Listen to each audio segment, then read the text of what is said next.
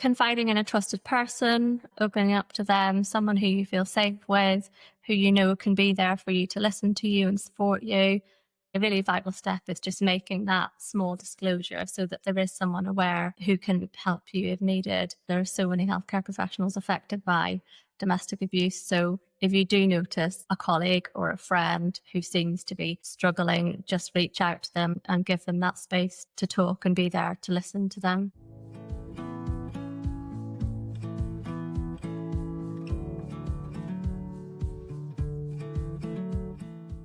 Welcome to the Choice Space podcast. I'm Dr. Lee David, GP, CBT therapist and author.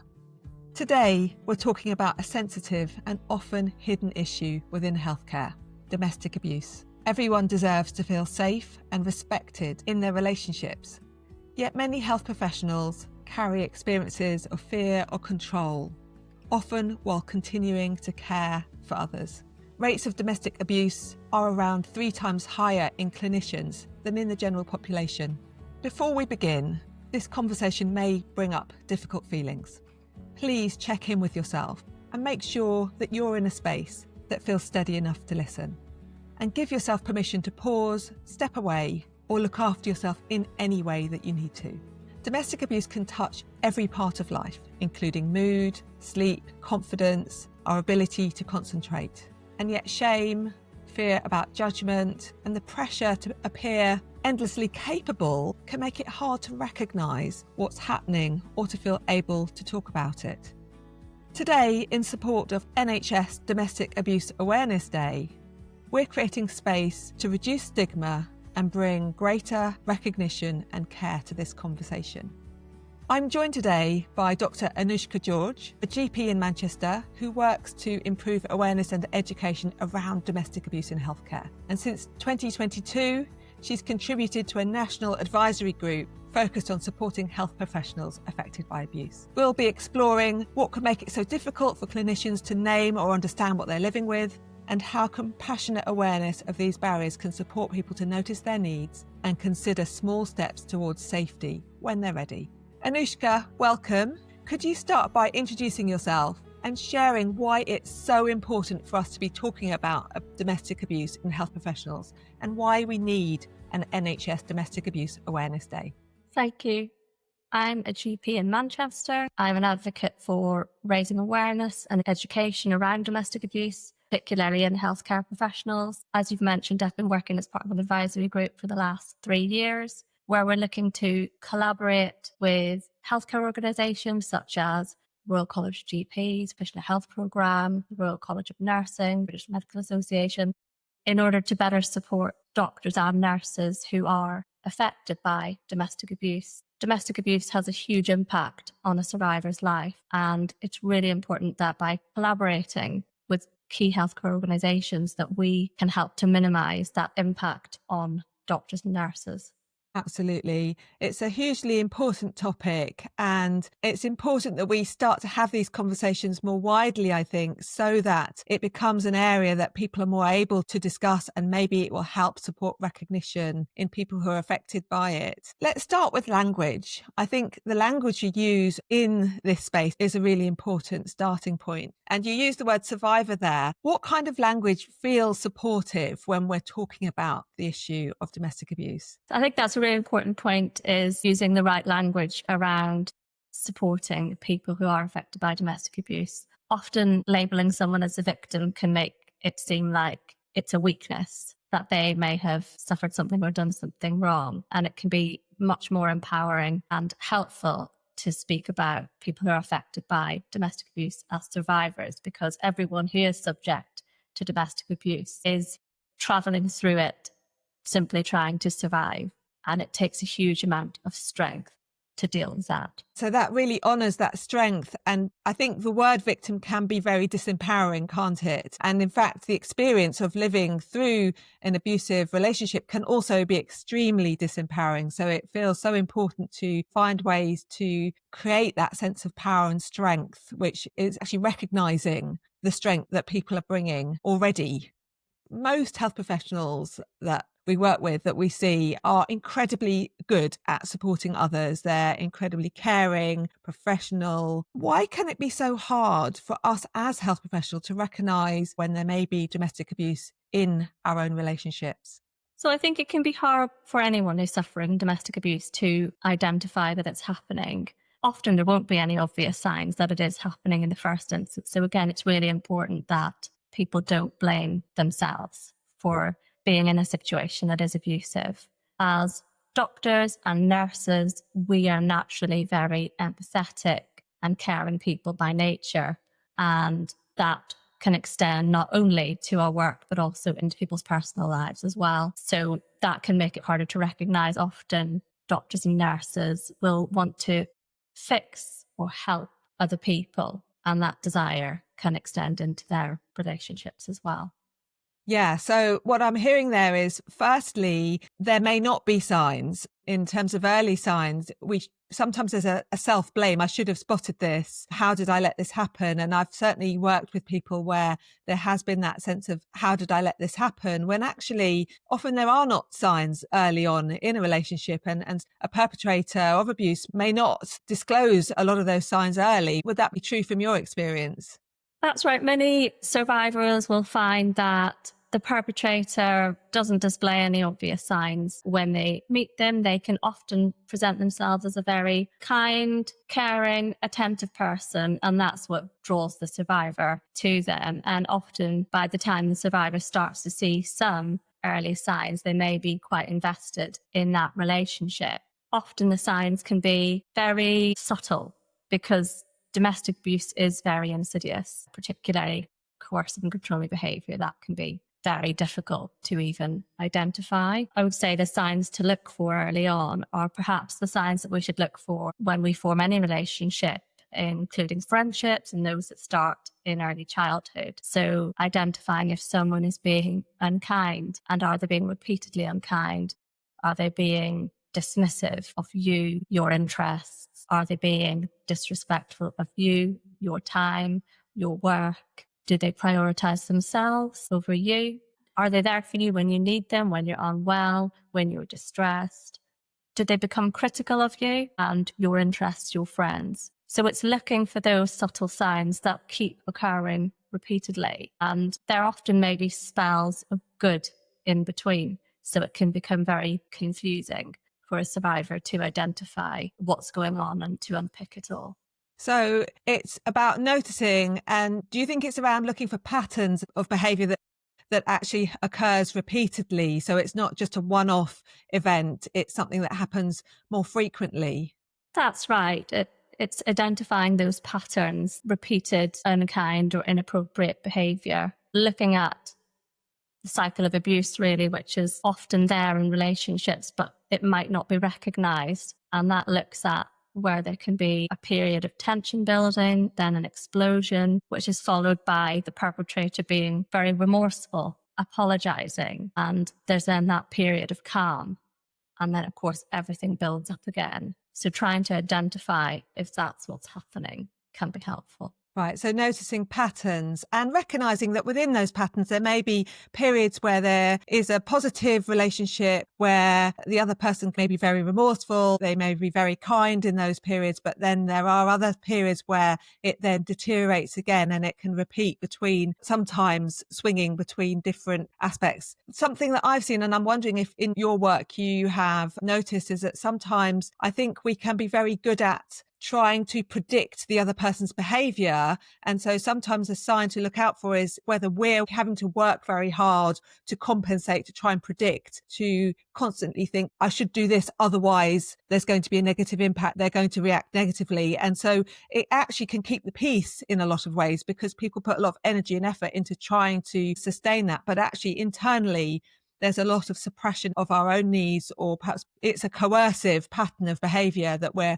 responding to avoid a negative response, perhaps an outburst from the other person. I just wondered if that's something that you had also recognised as a pattern that sometimes happens. That's right. I think initially survivors will behave as they normally would do, and then as they're increasingly exposed to abuse, they may start to modify their behaviour, and it may be in very small ways that they don't even notice themselves. but they may find themselves withdrawing, becoming quite passive, or they may be submissive, or indeed some people do fight back and become quite defensive. And all of those behaviours, they are really survival strategies. Everybody does react differently, and it's generally an attempt to try and survive that abuse that they're suffering.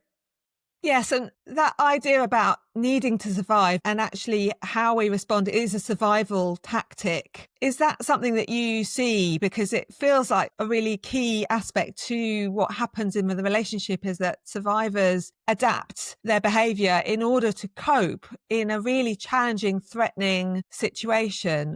That's right. Often people around the survivor may wonder why they aren't leaving, or why are they tolerating that behaviour and living in that situation, when the reality is the survivor is actually the person who's best placed to know how to deal with their perpetrator, and they are in essence the expert in their own case, and they behave in the manner that they do in order to try and keep themselves as safe as possible. So it's really important that that survivor is supported around how they feel and acknowledging that they know the perpetrator best. And by taking all that on board, we can help that survivor to find the best way forward for them and at the right time. Yeah, so it's really listening and trying to work out using the resources of the individual and recognising that they are the expert in their own life, and really supporting their autonomy to have choice about how to respond in a way that works for them as an individual. That's right. They do need to be supported in ensuring that they are ready to leave, they have a plan in place, and that they are ready and willing to seek help and support. I think this is probably true for everybody, but in particular in health professionals, there can be a lot of shame around being a survivor, about living in a relationship where domestic abuse is part of that. Do you think there are any characteristics that make it particularly challenging to acknowledge that for clinicians? Domestic abuse, it still has huge stigma and taboo around it. I think a lot of people, including professionals, are quite uncomfortable talking about domestic abuse, and that can create a huge barrier, because if someone is wanting to disclose domestic abuse, it's really important that that person is comfortable to talk about it, whether it's professional, an employer, a friend, the GP, whoever it is needs to be skilled in dealing with talking about it and being open about it. So I think that can present a lot of barriers for people accessing and disclosing domestic abuse, because they're worried about the ramifications of it and the discomfort of the other person. Doctors certainly worry a lot about the consequences for them on their reputation, their job, their professionalism. Doctors as well, people who naturally don't like to fail at anything, and disclosing domestic abuse, separation, the end of a relationship may feel like a huge failure to them. They may feel that they need to do everything in their power to work at it. So I think healthcare professionals can really struggle with those aspects, and they can often face barriers in accessing healthcare themselves, because they may be worried about their own confidentiality, who can access their records, if they're a GP, do they have GP colleagues who work in a practice who can access their records? If they're in a hospital trust, could colleagues access their records? So there's a lot of fears around that as well. And that's why it's really important to have specific resources for healthcare professionals available. So if somebody is worried about confidentiality, and I think it's a really valid concern, because we want to have that choice about who has access to information about our personal lives, that feels really, really important, and certainly protecting that from people who might know us professionally, that overlap can feel really challenging. I think that's one of the reasons that practitioner health was created as a service for mental health for healthcare professionals, was because it can be harder to access mental health support in a way that feels truly confidential when we work within that system already. I guess I'd start by emphasising, if your mental health is being affected by the experience of domestic abuse, then services like NHS practitioner health we can self-refer as health professionals, and there is support there. It's not a service that specialises in domestic abuse support, but it can support people with their own mental health and well-being whilst navigating that. Are there other sources of support that you'd like to highlight that might also feel safer for people to lean into? Yes, there are many organisations available who can provide confidential support for survivors. So, for example, the National Domestic Abuse Helpline, your local's women's aid station, they will all deal with domestic abuse in a confidential manner. None of that will be documented in GP records. So there are safe spaces there. And practitioner health is obviously a great one as well, that so many doctors don't seem to be aware of. That is free, that's confidential. And that's really important as well, that survivors can access free support so they're not being financially drained, because that can become a big issue for them when they are seeking separation from domestic abuse, as that they may not have the financial resources to seek private counselling, for example. Do you think it's also important for people to remember that you don't only have to seek support at the point that you're planning to leave an abusive relationship, that actually you can seek support at any point in the journey, and that's completely valid, and that shouldn't prevent people from accessing support, because actually that process of connecting with sources of support might support change over time, rather than thinking I have to rush somehow to make a change that I don't feel ready for?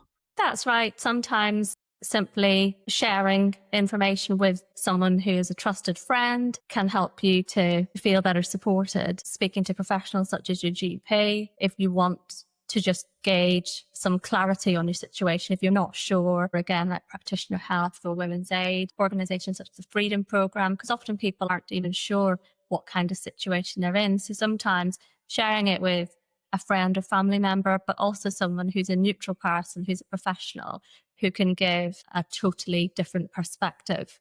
Having both angles can help, and it can help that survivor to understand what they're going through and start to come to terms with it and make plans if they feel they need to.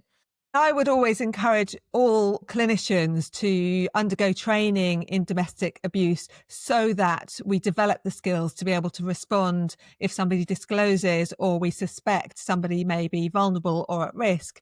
We respond in helpful ways that are supportive for that individual. But if we focus today on conversations that we might have more informally, so maybe a colleague, we're worried about a colleague or a friend or a family member, what advice would you give to somebody who wants to offer support to somebody else who they're concerned may be experiencing domestic abuse, who may be a survivor? The best thing someone can do to support a survivor is to offer that listening ear, to allow that person that space to speak, to make their disclosures, and to be able to empathise with that person and offer them support if that's what they're wanting. A safe space to stay if they are planning to leave, or just letting them know that you're there and you're available if they ever need to pack a bag or leave in the middle of the night, but that you're always there to listen. Just simply being compassionate and understanding, rather than trying to always give specific advice or telling the person to leave, because that needs to be handled really carefully. If someone is wanting to leave, then there do need to be risk assessments and safety plans put in place, because by simply advising someone to leave, you could actually put someone in quite a risky position. So it needs to be done really carefully. And that's where, as a GP, things like IRIS-I come into place. If you're a friend, I'm posting to Women's Aid, can help so that that person actually has that proper support in place. And the other thing I think is important for survivors to do is to keep clear and contemporaneous notes of what is happening to them as well. That's to remind the survivor of incidents that may have occurred, because often in trauma, things can be forgotten, and having that record can help that survivor have a clear and accurate memory of what's happened. Particularly later on, they may find the perpetrator trying to distort their view of what has happened. So again, it can help with their memory and their sanity to have that clear record, and it can help them later on when they leave if they do need a record of what's happened and they want to disclose that to someone. So that can be really important. Again, doing that in a way that's safe. If they don't feel comfortable recording on their phone or in a diary, there are apps which record the information securely, such as the Bright Sky app. That's really important. So there's a few things I'm going to try and pick up on there. So firstly, there's around how we respond to a colleague or a friend or a family member. And it sounds like it's really key there to be a compassionate supporter, but not to try and encourage people to leave when it may not have been risk assessed. And that's something that a specialist service would be much more appropriate to take that role to support the person deciding how to do that safely. But what we can do is signpost to support. We can encourage people to seek support. We can be a listening ear. We can just be a place that you can come here if you ever need to in the middle of the night. If you ever need it, if it's an emergency, just call me or just turn up. You're always welcome. So it might be just offering support so that they feel a bit more held, but no judgments. I'm not here to tell you what you should or shouldn't do. I'm just here to support you in whatever way feels best for you right now. So we really need to kind of validate their autonomy. Yes, that's right. I think sometimes survivors, they may need that support and encouragement to leave, but it's just making sure that it is done safely and in a controlled way, and that the survivor is able to reach out to people so they do have that support mechanism in place. Definitely. And I think it's something about reducing the pressure on the listener. We're not there as a counsellor. We're not there as a specialist, a domestic abuse advisor. We're there as a compassionate friend or colleague. And so we can let ourselves off the pressure in order to have to hold that responsibility. We're there to hold the person in our relationship and be a supportive space. And I think it helps to just take away that sense of expectation of I should fix this for them, as much as I'm here to be alongside them and I'll offer whatever support it feels helpful, but I want to listen. And so listening feels really, really key. That's right. Yes. I think everybody around the survivor needs to be able to support them in a way that works for that individual, and just simply being there for them and helping signpost them to the organisations that they need to is often the best option. There's also something actually that strikes me as both health professionals and friends and family is that sometimes we bring our own experiences. We maybe have experienced some form of abuse or trauma that's triggered through some conversations. And so self-care is also really important. So we want to be supportive and we want to be there. Hand in hand with that is self-care and co-regulation, looking after our own needs, because actually that's being part of a connected net, a web of support where we all matter. All of our feelings matter and we can support one another to stay well. And I feel like that's really important as well. Yes, that's right. It can obviously have a big impact on somebody when domestic abuse is disclosed to them. They may feel a huge responsibility and stress along with that. So it's really important that the person on the receiving end is taking care of themselves as well. This is the choice pause. A short tool you'll hear in every episode, each time with something different to help you pause, notice and choose your next step. Today's pause is Notice the Now, finding safety in the present moment. Now is a 3-step brief grounding tool that helps regulate strong emotions. When our threat system is triggered, the amygdala can take over. Strong emotions rise like fear, panic, shame, or overwhelm. Thinking becomes harder and it's difficult to problem solve or to make decisions. Now offers a simple way to help the body settle and come back to what's here right now. Take a slow breath in and a longer breath out. Feel the weight of your body where it rests. Notice the ground beneath your feet or the chair supporting you. Solid, dependable, holding you without effort. N is for notice. Notice that your threat system is activated. You might feel fear, a racing heart, a tight jaw, or an urge to escape, fight, or shut down. Just acknowledge what's happening. This is threat. O is observe with your 5 senses. Look around and name 2 colours you can see. Maybe a blue water bottle and an orange book. Listen for one sound in the background. Traffic, birdsong, or the hum of your computer. Notice what you can touch, feel, or smell. Your feet on the ground, the warmth of a mug in your hands, or the stretch as you gently roll your shoulders and soften your jaw. Then take a slow exhale, a long sigh that uses your diaphragm, and count as far as you comfortably can while breathing out. Repeat this if it helps. You're not trying to get rid of anything, you're simply noticing the parts of your experience that are already steady enough to hold you, allowing space for fear without being overwhelmed by it. W is what do I need right now? It might be making a drink, giving yourself a hug, phoning a friend, or stepping outside for a few moments to get some fresh air. Something small that meets just one need in this moment. Take one more slow breath, letting the exhale remind your body that it's allowed to settle even a little. You can return to the now practice whenever you need to steady or ground yourself throughout the day. And then you moved on to something else really important that I'd like to come back to, which is about documentation. And that feels really key. And one of the things that I notice when I'm working with survivors is that obviously the threat system is often very triggered. People are feeling under huge pressure. There's high levels of emotion. There's often intense feelings of fear. There may also be some shame and blame and lots of guilt and personal responsibility all woven together, and it can be very, very overwhelming. And so starting to regulate ourselves and find some space through some of those emotions is really key. And I think one of the ways to try to do that is to come back to just documenting facts and moving away from interpretations, or this means about me or this means about them, because I think people can sometimes get pulled between. They may well have a care for the perpetrator. You know, they've had a relationship. It may be quite a long-standing relationship. There may be love. There may be lots of care there. And so it feels moving away from blame and shame for anybody and actually just coming back to the facts. This happened, that happened on this date, this event occurred.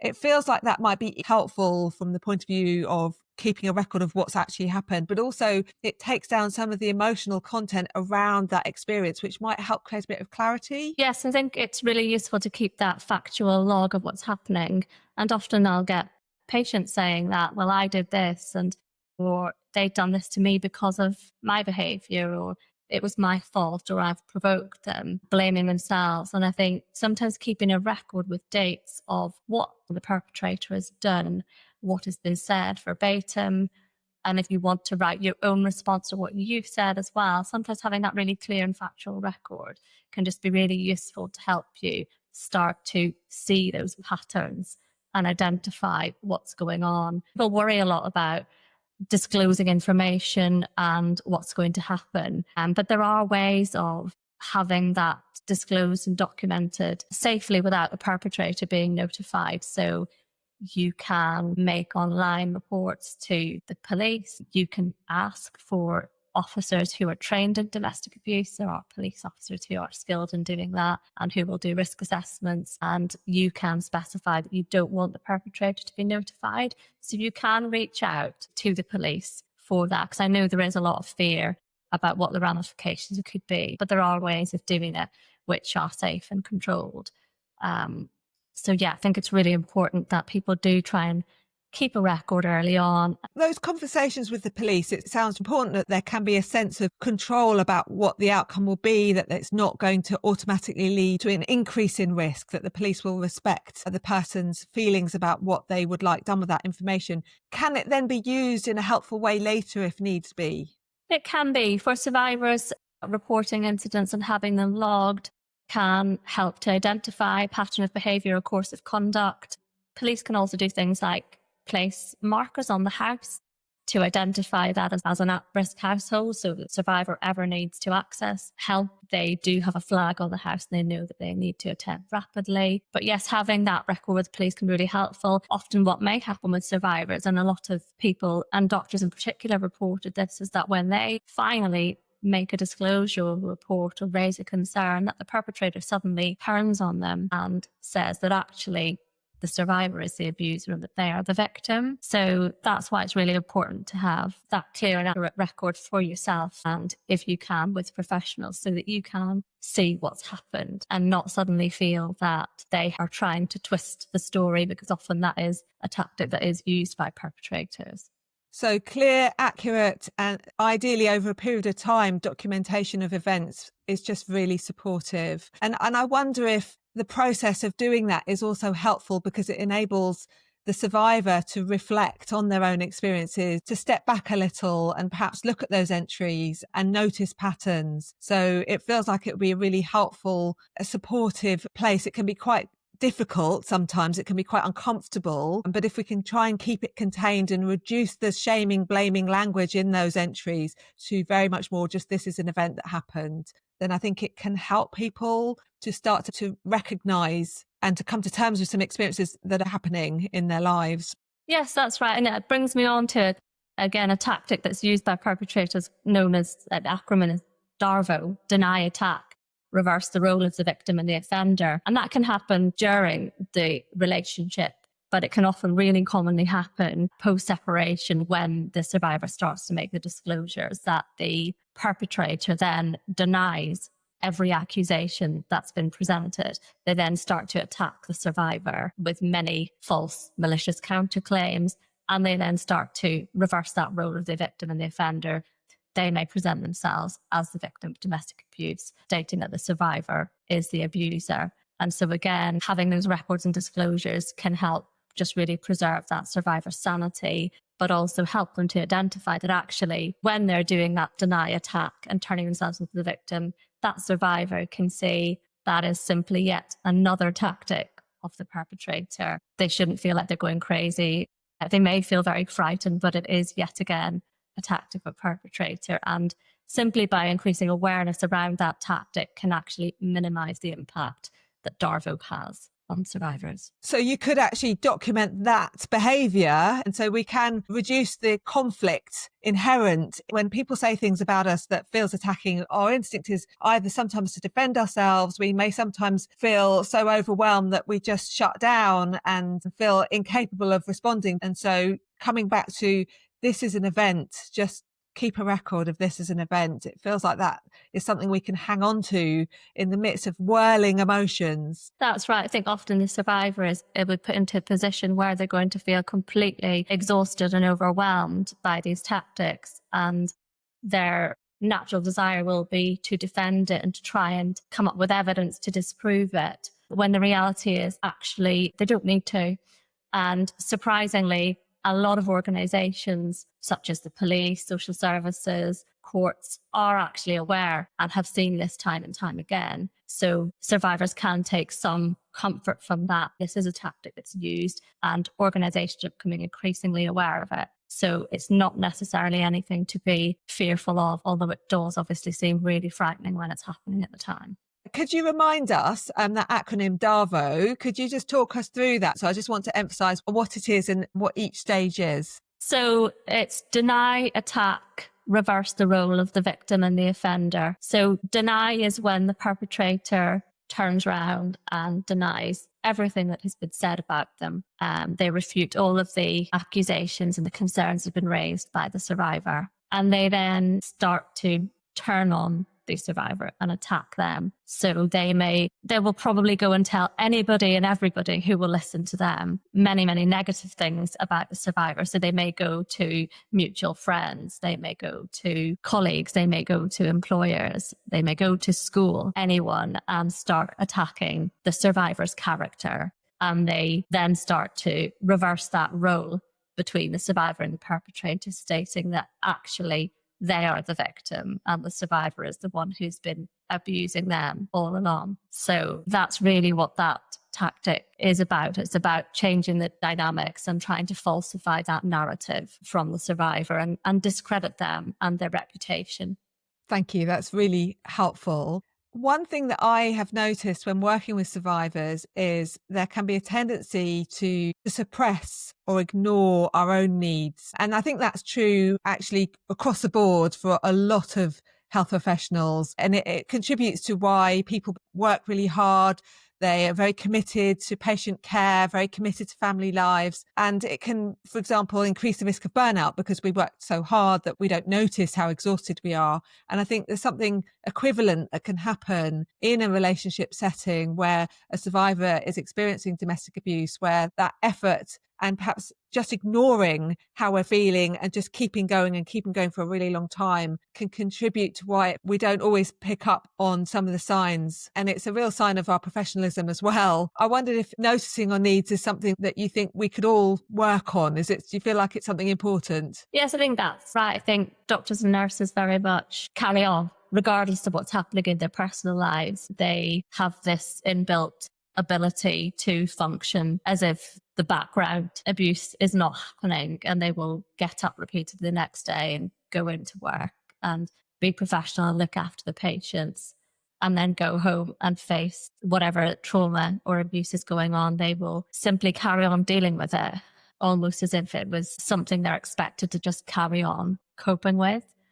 I think healthcare professionals have it sort of drilled into them about being resilient and continuing to push through even when they're struggling themselves. Yes, I think we all need to be more aware of our own needs and when we're struggling and when we need a break and when we need to confide in someone and when we need time off work. And I think that can be really difficult for healthcare professionals to handle because, of course, they don't want to let anyone down. They don't want to let the patients down. So it's just recognizing that you do need to put yourself first at times.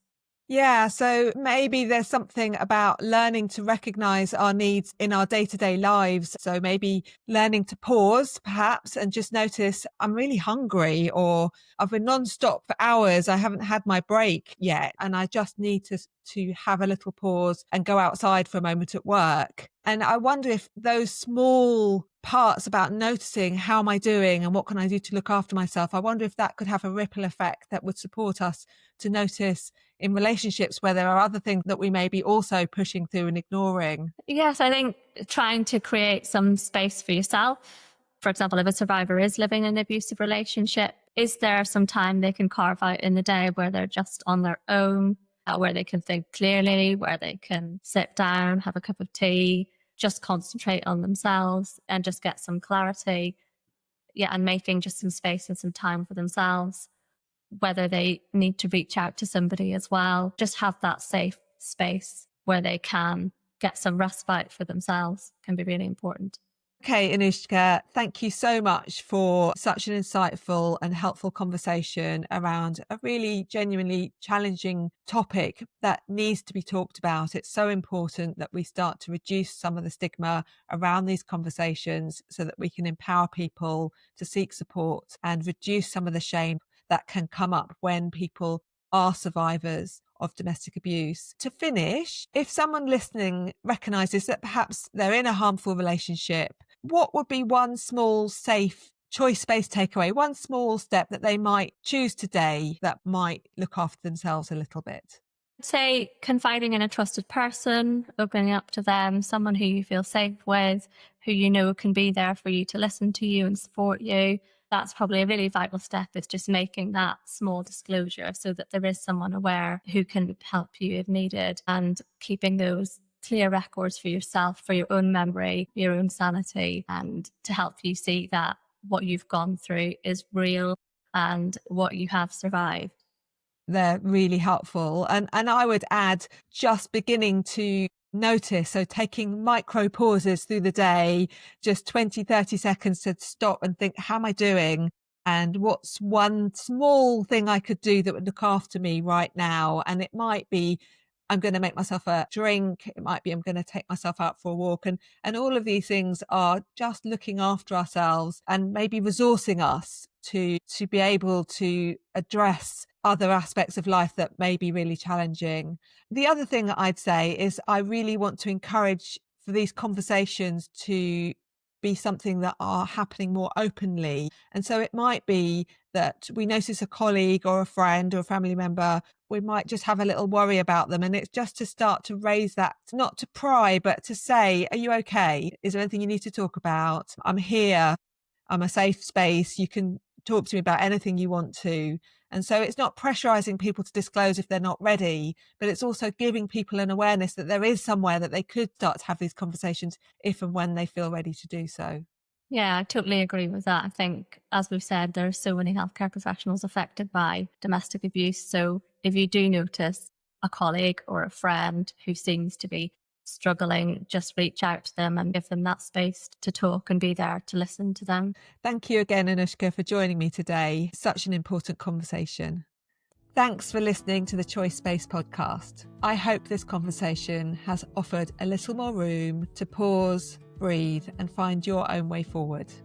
We've linked to many sources of support for domestic abuse and how you can connect with Anoushka in the show notes. If today's episode has been helpful, please download, follow, and share with someone else who might value the space as well. I'd love to have you with me for the next episode. Until then, take care and keep making space for what matters most.